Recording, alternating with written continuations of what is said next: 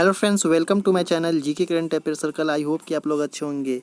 Indian air force की तरफ से एक वैकेंसी निकाली गई है जो कि ग्रुप सी का पोस्ट का वैकेंसी है। टोटल नंबर ऑफ पोस्ट की बात की जाए तो 231 पोस्ट निकाला गया है और अभी ऑफिशियल साइट पे वो नोटिस आपको नहीं मिलेगा क्योंकि ये एम्प्लॉयमेंट न्यूज़ में अभी जारी किया गया। जैसे ही ऑफिशियल साइट पे आता है तो मैं इसके लिए आपको सूचना ज़रूर करूंगा। पर चलिए आपको नोटिस के दिखाते हैं कि कितना पोस्ट कौन कौन सा पोस्ट में है।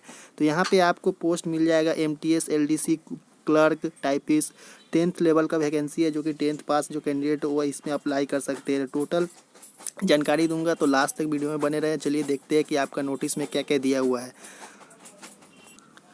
फाइनली यहाँ पे नोटिस में आ चुका हो। यहाँ पे नोटिस देख सकते हैं, एम्प्लॉयमेंट न्यू नोटिस है जो कि अभी ऑफिशियल साइट पे अभी डाला नहीं गया है। तो यहाँ पे मेरे पास था आपको, उसलिए मैं बता दे रहा हूँ यहाँ पे कि इतना वैकेंसी, यानी टोटल नंबर ऑफ वैकेंसी की बात की जाए तो टोटल 231 वैकेंसी निकाला गया अलग अलग पोस्ट पे। और आपको 10th लेवल की वैकेंसी है, इसमें सिर्फ 10th पास है तो आप इसमें अप्लाई कर सकते हैं। कुछ कुछ पोस्ट है जिसमें ग्रेजुएशन और कुछ कुछ में 12th पास की लगेगा। तो चलिए देखते हैं इसमें कौन कौन सा पोस्ट यहाँ पे दिया है। पहला नंबर बात की जाए तो यहाँ पे जो डायरेक्ट रिक्वायरमेंट है ग्रुप सी का civilian post under head quarter southern western air command IFA AOR की तरफ से वैकेंसी को निकाला गया है। तो यहाँ पे आप देख सकते हैं कि जो एलिजिबल इंडियन सिटीजन कैंडिडेट है वो ग्रुप सी पोस्ट के लिए भर सकते हैं जो कि एलिजिबल होंगे। उसके बाद यहाँ पे नेम ऑफ पोस्ट और एजुकेशनल के बारे में बताया गया। तो नेम ऑफ पोस्ट और एजुकेशनल क्या क्या लगने वाला है। तो पहला नंबर वैकेंसी यहाँ पे दिया है कि मल्टी टास्किंग स्टाफ यानी MTS की वैकेंसी है जो कि यहाँ पे MTA मैट्रिकुलेशन पास और इक्विवेलेंट क्वालिफिकेशन होने से और डिजायरेबल मतलब 1 year experience watchman and laser और गेटनर ऑपरेटर और मेल फ्रॉम ऑर्गेनाइजेशन इंस्टीट्यूट, यानी अगर इसमें से अगर आपका एक्सपीरियंस है तो ठीक है, नहीं है तब भी आपका इस 10th लेवल पे आप भर सकते हैं। डिजायरेबल मतलब होता है कि आपके पास कोई सर्टिफिकेट है इसके अनुसार तो भर सकते हैं, नहीं है तब भी भर सकते हैं। तो यहाँ पे ये हो गया। दूसरा पोस्ट यहाँ पे हाउस कीपिंग यानी HKS का वैकेंसी है जो कि सिर्फ माध्यमिक पास है तो इसमें आप अप्लाई कर सकते हैं। उसके बाद मेस स्टाफ का, इसमें भी माध्यमिक पास है। डिजायरेबल 1 ईयर एक्सपीरियंस मांगा है, पर डिजायरेबल है तो दीजिए, नहीं है तो कोई बात नहीं। फिर LDC का वैकेंसी है जिसमें 12th पास होना चाहिए और टाइपिंग आपको 30 वर्ड इंग्लिश में और आपका हिंदी में 35 वर्ड पर मिनट होने से आप इसमें अप्लाई कर सकते हैं। टाइपिंग के लिए कोई सर्टिफिकेट की आवश्यकता नहीं है, सिर्फ 12th पास है तो इसमें अप्लाई कर सकते हैं। टाइपिंग के समय आप खुद से प्रैक्टिस करके जानकारी कर सकते हैं। उसके बाद यहाँ पे दिया हुआ है क्लर्क हिंदी टाइपिंग का दिया है अलग से, यानी 12th लेवल का, जो कि यहाँ पे 25 वर्ड पर मिनट हिंदी के लिए और 30 वर्ड यहाँ पे दिया हुआ हिंदी ऑन कंप्यूटर। यहाँ पे अलग अलग स्पीड अलग अलग के बारे में बताया कि कितना स्पीड कितना में होना चाहिए, उसके हिसाब से आपको यहाँ पे काउंट किया जाएगा। उसके बाद स्टेनोग्राफर ग्रेड 2 का दिया है। स्टोर कीपर का दिया है, स्टोर कीपर है। सुपरिटेंडेंट का है, लॉन्ड्री मैन का है, आया वार्ड का दिया हुआ। सब 10th पास से ही कैंडिडेट इसमें अप्लाई कर सकते हैं। इसका एज यहाँ पे दिया हुआ है 18 से 25 साल के जो कैंडिडेट है जनरल के वो भर सकते हैं और जो OBC होंगे उनको 3 साल की छूट दिया जाएगा और जो वो SC ST है उनको 5 साल का छूट दिया जाएगा। तो यानी इसमें भर सकते हैं। एक सर्विसमैन भी इसमें भर सकते हैं। यहाँ पे पेंटर है, सभी का पोस्ट यहाँ पे दिया हुआ। फिर यहाँ पे जो फायरमैन का जो कैंडिडेट भरेंगे उसमें 10th पास लगेगा और आपको यहाँ पे कुछ फिजिकल क्राइटेरिया बताया कि फिजिकल के समय में कितना है। आपको height 165 centimetre, 2.5 centimetre height shall be allow in schedule tribe यानी ST के जो है उनको 2.5 सेंटीमीटर में छूट दिया जाएगा।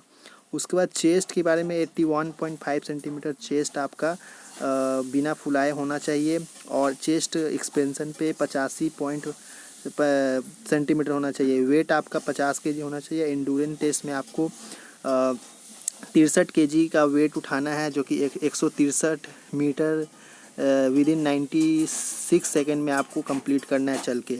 उसके बाद क्लियरनिंग यानी 2.7 सेंटीमीटर डिच आपको लॉन्ग जंप करना है गड्ढे वाला। और 3C नंबर दिया है क्लाइंबिंग 3 मीटर वर्टिकल रॉप, यानी रस्सी के ऊपर उतना कूद के आपको बताना है इतना फीट, यानी 3 मीटर आपका होना चाहिए।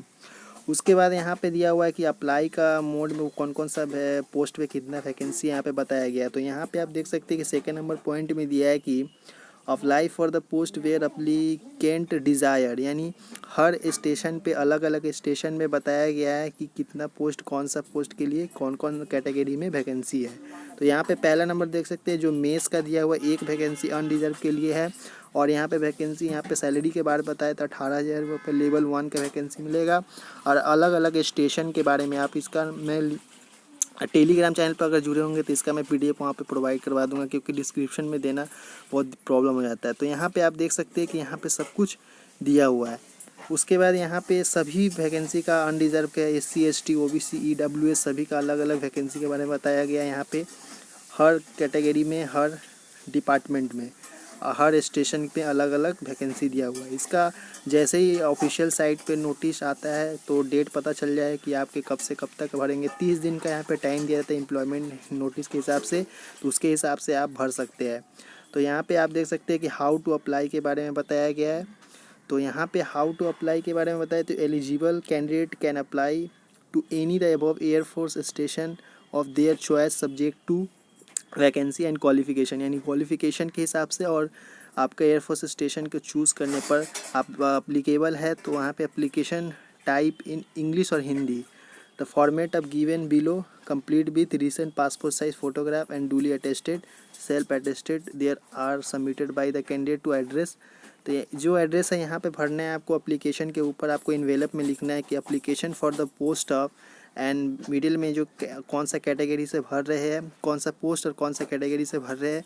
और यहाँ पे सेल्फ एड्रेस इन्वेलप एक अंदर में भी आपको डालना है, जो कि 10 रुपये का पोस्टल स्टैंप आपको लगाना है।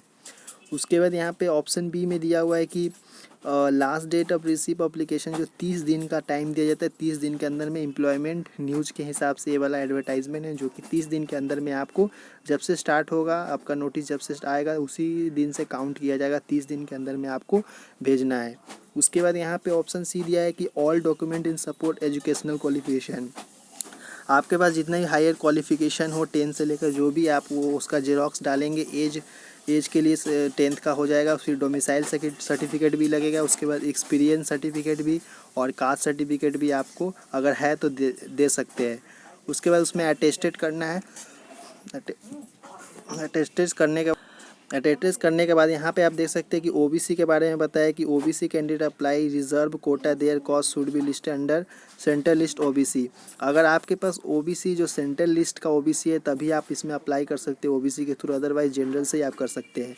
यहाँ पे बताया ऑप्शन ई में कि एक सर्विसमैन जो है submit a copy discharge book आपको सबमिट करना पड़ेगा। अगर एक सर्विसमैन से आप भरते हैं तो ESM बिल भी adjust category SC ST OBC या OBC में एडजस्ट कर सकता है। उसके बाद यहाँ पे जनरल पॉइंट के बारे में बताया गया कि अनरिजर्व का मतलब क्या होता है, UR होता है, SC ST के बारे में, बैकवर्ड सभी के बारे में बताया। यहाँ पे एज रिलैक्सेशन की बात की जाए तो यहाँ पे जो 3 साल आपको दिया जाएगा OBC कैंडिडेट को छूट, 5 साल दिया जाएगा SC ST को, और 10 साल दिया जाएगा बिलोंग टू फिजिकल हैंडीकैप जो होंगे उनको दिया जाएगा।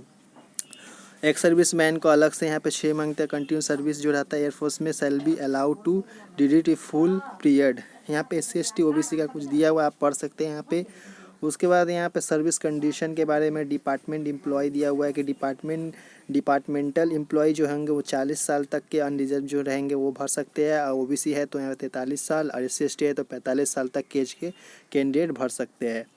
उसके बाद सभी कॉपी को यहाँ पे बोला है without details copy of certificate सभी को यहाँ पे अटेस्टेड करना है। उसके बाद यहाँ पे मोड ऑफ सिलेक्शन की बात की जाए तो यहाँ पे बोला है पहला नंबर कि all application are scribe in term of age limit, minimum qualification, document and certificate thereafter eligible candidate will be issue call letter for written exam. आप जितने भी कैंडिडेट फॉर्म भरेंगे उनमें जो एलिजिबल कैंडिडेट होंगे उनके हिसाब से जो नोटिस में बताया गया उसके हिसाब से तभी जाके आपका कॉल लेटर रिटन एग्ज़ाम के लिए आपको भेजा जाएगा बाय पोस्ट, जो कि ऑफलाइन आपको भरना है फॉर्म। उसके बाद यहाँ बोला eligible candidate require appear for written test, the written test will be based on minimum educational qualification के हिसाब से आपको दिया जाएगा। यहाँ पे जो दिया है रिटन टेस्ट कंसिस्ट जो है जनरल इंटेलिजेंट आपका आएगा, यानी रीजनिंग रहेगा, न्यूमेरिकल एप्टीट्यूड रहेगा, जनरल इंग्लिश रहेगा, जनरल अवेयरनेस आपको पूछा जाएगा एग्ज़ाम के टाइम। यहाँ पे आपका जो क्वेश्चन पेपर रहने वाला आंसर्स पेपर विल भी हिंदी और इंग्लिश दोनों लैंग्वेज बाइलिंगुअल लैंग्वेज में रहने वाला है। The request number of candidate will be short listed call for skill practical physical test per applicable based on merit and category in the written test. आपका written test में higher marks जिनके रहेंगे उनका merit बनेगा। उसके बाद यहाँ पे जो शॉर्ट लिस्टेड कैंडिडेट होंगे उनको original certificate copy where annexation in the application दिया हुआ है। उसके बाद आपको किस तरह अप्लाई करना है, यहाँ पे फॉर्मेट दिया हुआ है अपनी फॉर्म का, जो कि यहाँ पे दिया हुआ है फॉर्मेट ऑफ एप्लीकेशन, जो कि यहाँ पे भरना है जो सी एडवर्टाइजमेंट नंबर और एयरफोर्स स्टेशन कौन सा भर रहे हैं आप, पोस्ट कौन सा अप्लाई कर रहे हैं, नेम आपका भरना है, ब्लॉक लेटर में फादर नेम, सभी address, year, date, permanent address, educational certificate, सभी यहाँ पे टेक्निकल ट्रेनिंग है तो वो भर सकते हैं, एक्सपीरियंस, डोमिसाइल यहाँ पे दे सकते हैं, देना है, प्लेस कौन सा है। उसके बाद यहाँ पे सिग्नेचर लास्ट में आपको करके तब जाके फॉर्म को भरना है, फ़ोटो भी चिपकाना है। उसके बाद यहाँ पे जो यहाँ पे बोला है सेकेंड वाला जो है फॉर ऑफिशियल रिकॉर्ड ओनली, यानी जो रिसीव आपको ये सब जितना भी आपको खुद से नहीं भरना है, यहाँ पे सिर्फ साइन कर देना है, साइन भी नहीं करना है, यहाँ पे सिर्फ फ़ोटो लगा देना है, लगा के सिर्फ कॉल लेटर आपका एक्नॉलेजमेंट यहाँ से भेजा जाएगा, तो आपको सिर्फ फ़ोटो लगा के इसमें छोड़ देना है, आपको फॉर्म के संग इसको भी भेज देना है। तो यही इन्फॉर्मेशन था। जैसे ही अगर ऑफिशियल साइट पे आपका नोटिस आता है तो मैं इसका फॉर्म ऑफलाइन किस तरह भरना है भर के बता दूंगा, अगर आप कमेंट करके बोलते हैं तो। चलिए नेक्स्ट वीडियो में मिलते हैं इसी तरह की। आई होप कि समझ में आ गया हो।